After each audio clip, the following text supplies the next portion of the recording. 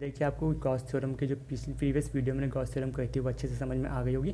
तो आज के इस वीडियो में हम लोग गॉस थ्योरम की कुछ एप्लीकेशंस करेंगे और उस एप्लीकेशन में हमारा फर्स्ट टॉपिक है electric field due to an infinitely long straight uniformly charged wire. एक यूनिफॉर्मली चार्ज वायर की वजह से हमें क्या निकाल के बताना है, इलेक्ट्रिक फील्ड इंटेंसिटी निकाल के बतानी है। तो ये जो सेंटर में आप एक पार्क देख रहे हैं पॉजिटिव चार्ज की क्या है वायर है यहाँ पर, इसकी वजह से हमें क्या निकाल के बतानी है, इलेक्ट्रिक फील्ड इंटेंसिटी निकाल के बतानी है। तो इससे तो हम डायरेक्ट निकाल नहीं सकते, तो हमें थोड़ी सी इसमें कंस्ट्रक्शन करिए। क्या करिए हमने कि एल डिस्टेंस की दूरी पर हमने क्या कर लिया, दो सर्कल्स ड्रॉ कर लिया और उन सर्कल्स को आपस में कंबाइन करके अब आप देख रहे हो यहाँ पर क्या बन गया, एक सिलेंडर की फिगर यहाँ पर क्या हो गई है, डेवलप्ड हो गई है। अब हम इस सिलेंडर की हेल्प से इस चार्ज्ड वायर का क्या निकाल के बताएंगे, इलेक्ट्रिक फील्ड इंटेंसिटी निकाल के बताएंगे।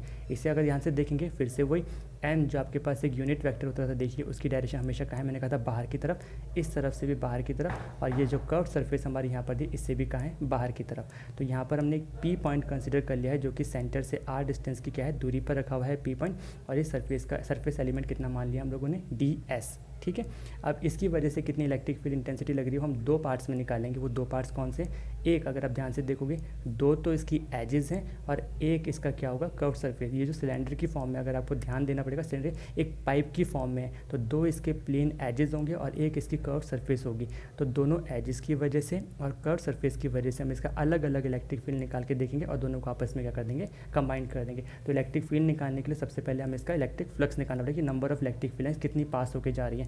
तो सबसे पहले मैं बात कर रहा हूँ electric flux over the curve surface of the cylinder, means ये ऊपर का पोर्शन, ये जो कर्व सरफेस होगा इसका गोलाई में, ये वाला पोर्शन, इसकी वजह से कितना इलेक्ट्रिक फ्लक्स लग रहा होगा।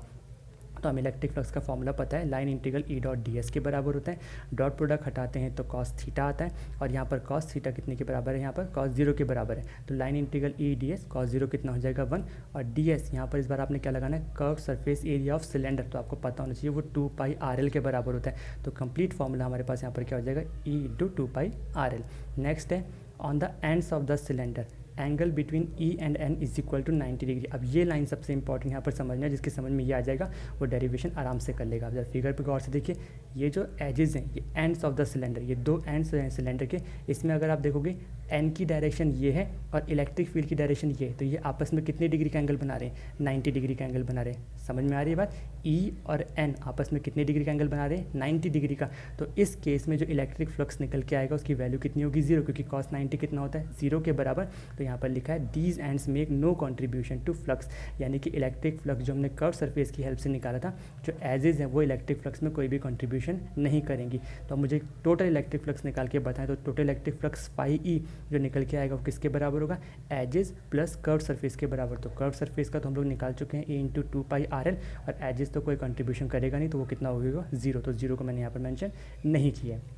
तो ये जो इलेक्ट्रिक फ्लक्स निकल के आया ये तो सिलेंडर के लिए निकल के आ गया। तो मुझे इलेक्ट्रिक फ्लक्स नहीं निकालना, मुझे तो क्या निकालनी है, इलेक्ट्रिक फील्ड इंटेंसिटी निकालनी है। तो यहाँ पर उस सिलेंडर पर कुछ ना कुछ तो चार्ज होगा जो आपने पॉजिटिव चार्ज दे रखा, तो उसके लिए यहाँ पर फॉर्मूला है charge in the cylinder is equal to linear charge density into length. अब चार्ज को किससे डिनोट करते हैं हम लोग, क्यू से, लीनियर चार्ज डेंसिटी को लैम्डा से, और लेंथ कितने के बराबर है, एल के। ये वही टॉपिक है, linear charge density, volume charge density और surface charge density. Q is equal to lambda into l. अब नेक्स्ट टॉपिक आपके पास यहाँ पर है according to Gauss theorem. Gauss theorem ने पढ़ी थी, phi E is equal to q upon epsilon not के बराबर होता है। तो फाई की वैल्यू तो आप लोग निकाल चुके हैं, कितनी होती है, ई into 2 pi R L. Q की वैल्यू आपने यहाँ पर निकाल दी लैम्डा इंटू एल, उसे भी आपने यहाँ पर पुटअप कर दिया, साथ में कितना चल रहा है, एप्सिलॉन नॉट। तो एल से एल यहाँ पर क्या हो जाएगा, कैंसिल। तो ई की फाइनल वैल्यू कितनी निकल के आएगी, lambda upon 2 pi epsilon naught R. ये आपके पास इलेक्ट्रिक फील्ड इंटेंसिटी निकल के आ जाएगी एक यूनिफॉर्मली चार्ज वायर की वजह से। और ये टॉपिक बहुत इंपॉर्टेंट है, कई बार पेपर में आ भी चुका है।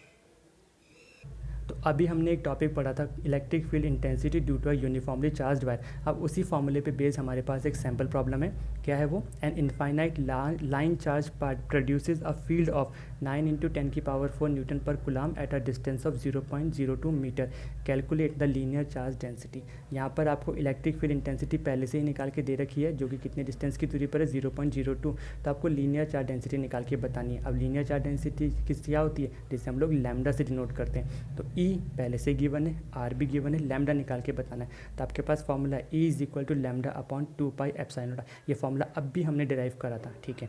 अब इसे करने के लिए अब कुछ बच्चे तो यहाँ पर सीधे वैल्यूज पुटअप करेंगे और बाद में क्या हो जाएंगे, उसमें फंस जाएंगे क्वेश्चन में। लेकिन सॉल्व करने का बेस्ट तरीका है इस इक्वेशन को, इस फॉर्मूले को, डिनोमिनेटर को न्यूमरेटर को किससे मल्टीप्लाई कर दो, 2 से। तो जब ऊपर मल्टीप्लाई करा 2 लैम्डा और नीचे क्या बन जाएगा 4। इसे 4 पाई एप्सिलॉन नॉट आर बनाने का भी क्या है, रीज़न है हमारे पास। तो फिर तो अभी समझाता हूँ, पहले यहाँ से लैम्डा की वैल्यू निकालो क्रॉस मल्टीप्लाई करके। तो फॉर्मूला बन जाएगा E into 4 pi epsilon naught R upon 2, ठीक है।